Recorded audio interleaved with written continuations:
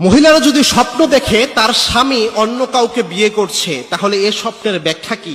আমাকে এক বোন কয়েকদিন আগে ফোন দিয়ে মিনিমাম 24 থেকে 25 বার ফোন দিয়েছে। ফোন দিয়ে বলছে যে হুজুর, আমার একটা স্বপ্নের ব্যাখ্যা অবশ্যই জানতে হবে, যে আমি স্বপ্নে দেখেছি যে আমার স্বামী স্বপ্নে অন্য আরেক মহিলাকে বিয়ে করছে, এর ব্যাখ্যা কি? এটা আপনাকে একটু প্রমাণ করতে হবে। মনে রাখবেন, স্বপ্নের কিন্তু একটা ভ্যালু রয়েছে। Dream is not a silly matter in ইসলাম।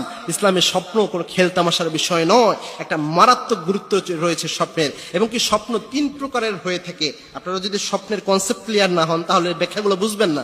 স্বপ্ন 3 রকমের হয়ে রয়েছে। এক প্রকার স্বপ্ন হচ্ছে আর রুইয়া সলিহা, যেটা সত্য স্বপ্ন, যেটা রহমানিও বলা হয়, আর রুইয়া রহমানি। আরেকটা হচ্ছে আর রুইয়া শয়তানি, অর্থাৎ শয়তান প্রদত্ত যে স্বপ্ন দেখানো হয় এই স্বপ্ন। আরেকটা হচ্ছে সারাদিন আপনি যে চিন্তা চেতনা, যে চিন্তা ভাবনা করেন, এটার আলোকে আপনি একটা স্বপ্ন দেখলেন, এটাও একটা স্বপ্ন। সুতরাং এই 3 প্রকারের স্বপ্ন হয়ে থাকে। যেটা সত্য স্বপ্ন, এটা আল্লাহ রাব্বুল আলামিন নিজে দেখিয়ে থাকেন। আর যেটা শয়তানের প্রদত্ত স্বপ্ন, এটা শয়তান নিজে দেখিয়ে থাকে আপনাকে। সুতরাং স্বপ্ন এই 3 প্রকার। আর স্বপ্নের ভ্যালু হচ্ছে, আল্লাহর হাবিব সাল্লাল্লাহু আলাইহি ওয়াসাল্লাম জানিয়েছেন, স্বপ্ন হচ্ছে নবুয়তের 46 ভাগের 1 ভাগ। নবুয়তের ওহী যেমন অনেক বেশি নিশ্চিত এবং অবশ্যই হয়ে থাকে, তেমনি সত্য স্বপ্ন নবুয়তের 46 ভাগের 1 ভাগের সমপরিমাণ। এবং কি আল্লাহর হাবিব সাল্লাল্লাহু আলাইহি ওয়াসাল্লাম জানিয়েছেন, লাম ইয়াবকা মিনান নবুওয়াতি ইল্লাল মুবাশশিরাত, আমার উম্মতের জন্য নবুয়তের কোনো কিছু অবশিষ্ট নাই মুবাশশিরাত ছাড়া। সাহাবায়ে কেরাম প্রশ্ন করলেন, ইয়া রাসূলুল্লাহ, মুবাশশিরাত কি? আল্লাহর হাবিব সাল্লাল্লাহু আলাইহি ওয়াসাল্লাম জানালেন, আর রুইয়া সলিহা, সত্য স্বপ্ন, এটাই হচ্ছে মুবাশশিরাত। এটাই আল্লাহ রাব্বুল আলামিন দিক নির্দেশনা দিয়ে থাকেন সত্য স্বপ্নের মাধ্যমে। সুতরাং সত্য স্বপ্নের একটা ভ্যালু রয়েছে।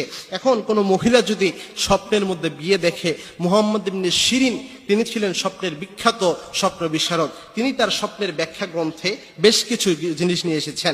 যেমন তিনি বলেছেন, কোন মহিলা যদি এরকম স্বপ্ন দেখে যে সে তার নিজের স্বামীর সাথেই স্বপ্নে তার বিয়ে হচ্ছে, অথবা তার স্বামী তাকে বিয়ে করছে, এরকম কোনো কিছু যদি হয়, তাহলে বুঝতে হবে এটা একটা ভালো জিনিস। কেননা বিয়ে তো অনেক ভালো জিনিস, বিয়ে একটা পজিটিভ ইঙ্গিত দিয়ে থাকে।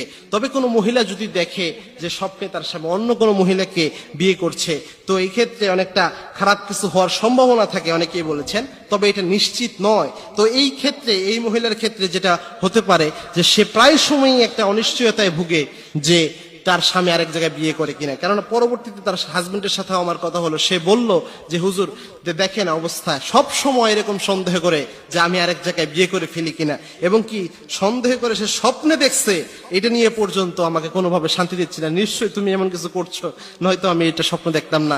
তার কারণ হচ্ছে সে সারাদিন এটার মধ্যে একটা জল্পনা কল্পনা চিন্তা ভাবনা রয়েছে।